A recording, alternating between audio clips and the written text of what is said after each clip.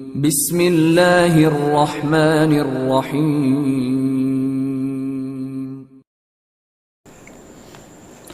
Hello friends, आज मैं आपसे बहुत दिलचस्प टॉपिक डिस्कस करने जा रहा हूं और मुझे यकीन है कि इस वीडियो के बाद आपके कॉन्फिडेंस में बूस्ट आएगा और आप अपने आप को बेटर फील करेंगे। फ्रेंड्स, इंटेलिजेंस का सब्जेक्ट बहुत पुराना है।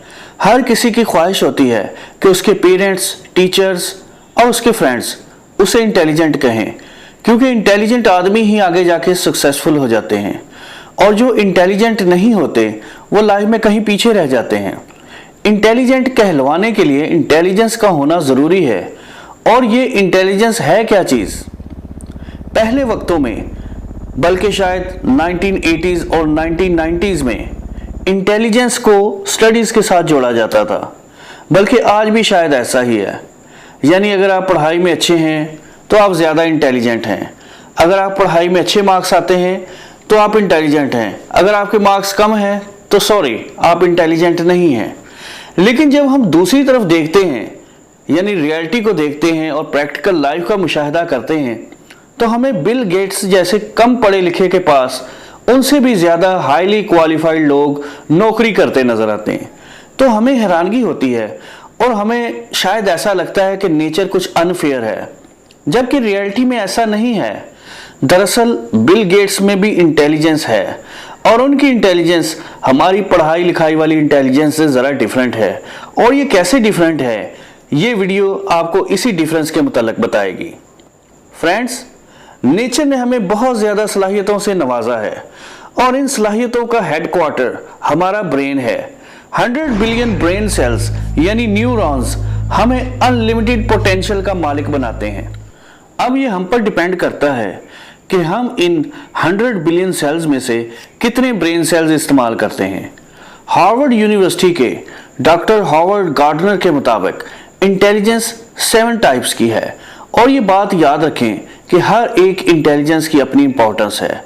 किसी एक इंटेलिजेंस को दूसरी इंटेलिजेंस पर अहमियत देना कम अक्ली होगी। नंबर 1, इन 7 इंटेलिजेंस में से पहली इंटेलिजेंस है लिंग्विस्टिक इंटेलिजेंस, यानी आपका लैंग्वेज में कितना टैलेंट है।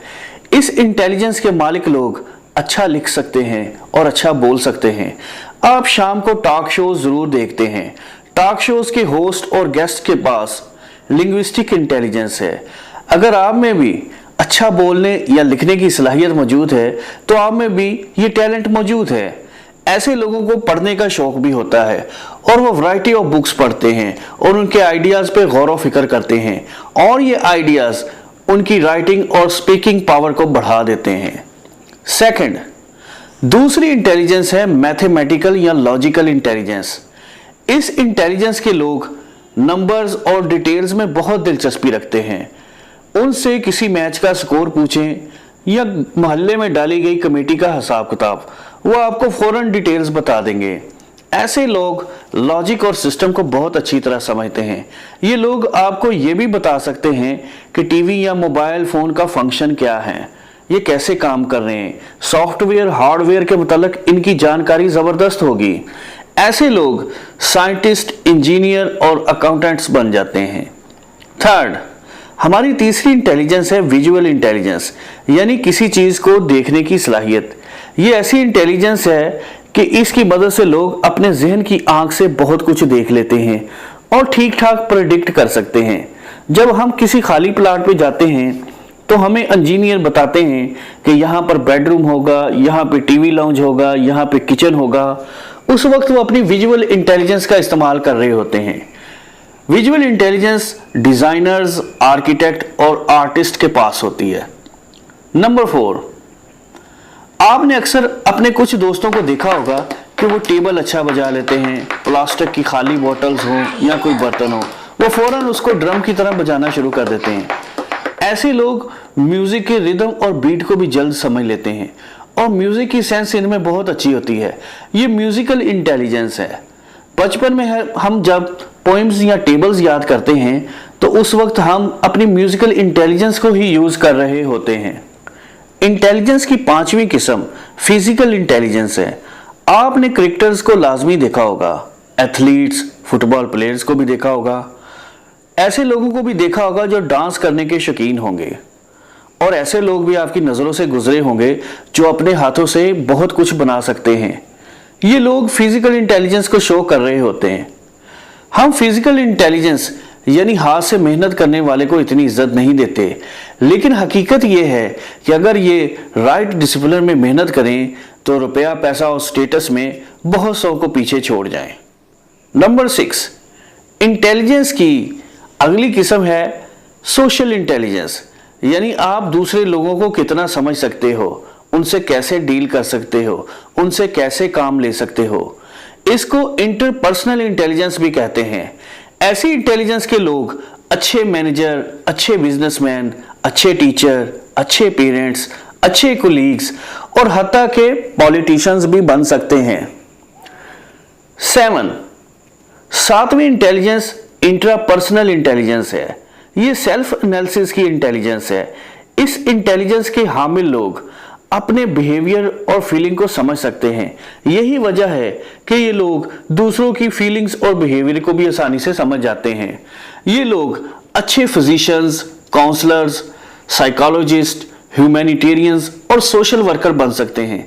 ऐसे लोग अपने गोल्स और ऑब्जेक्टिव्स को अच्छी तरह समझ सकते हैं और अपनी मिस्टेक्स को रिव्यू करके आगे बढ़ सकते हैं और कामयाब भी हो सकते हैं। अब यहां पर चंद इंटरेस्टिंग पॉइंट्स आपको बता दूं कि इन 7 इंटेलिजेंस में से हर इंटेलिजेंस की अपनी अहमियत है।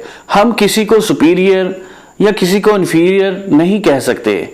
किसी भी शख्स में जितनी ज्यादा इंटेलिजेंसेस होंगी वो लाइफ में उतना ही सक्सेसफुल होगा।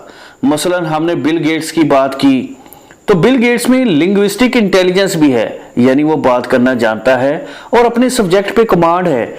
उसके पास लॉजिकल सेंस भी है, उसके पास विजुअल सेंस भी है। वो अपने गोल्स और अपने आइडियाज को अपनी आंखों से देखता है, अपने जहन की आंख से देखता है और फिर उसकी इंप्लीमेंटेशन के मुतालिक सोचता है। उसके पास फिजिकल इंटेलिजेंस की भी है, जिसकी वजह से वो 5 बरआज़मों में फैले हुए बिजनेस के लिए भागदौड़ कर सकता है। उसके पास लाजमी तौर पे सोशल इंटेलिजेंस है। वो लोगों की नफ्सियात को समझता है और किस आदमी को किस जगह पे लगाना है और किससे क्या काम लेना है वो अच्छी तरह समझता है। इसलिए आपके लिए भी जरूरी है कि आप भी अपने चंद कीमती मिनट निकालें और अपनी लाइफ को ऑब्जर्व करें कि कौन सी इंटेलिजेंस आप में मौजूद है, आप इनको किस तरह इस्तेमाल में ला सकते हैं और किस तरह आप इनको बेहतर बना सकते हैं। ये एक्सरसाइज आपकी लाइफ चेंज कर सकती है। अगर आप में इनमें से कुछ इंटेलिजेंसेस मौजूद हैं और आप इसका फायदा नहीं उठा रहे, तो इसकी वजह कॉन्फिडेंस में कमी, अवेयरनेस की कमी या ऑर्गेनाइज्ड प्लानिंग की कमी हो सकती है। लेकिन अगर आपने आगे बढ़ना है तो अपनी इंटेलिजेंसेस को पहचानना होगा। अब आपने हमें कमेंट्स के जरिए बताना है कि आप में कौन कौन सी इंटेलिजेंसेस मौजूद हैं और आपने अपने इस टैलेंट से कैसे फायदा उठाना है।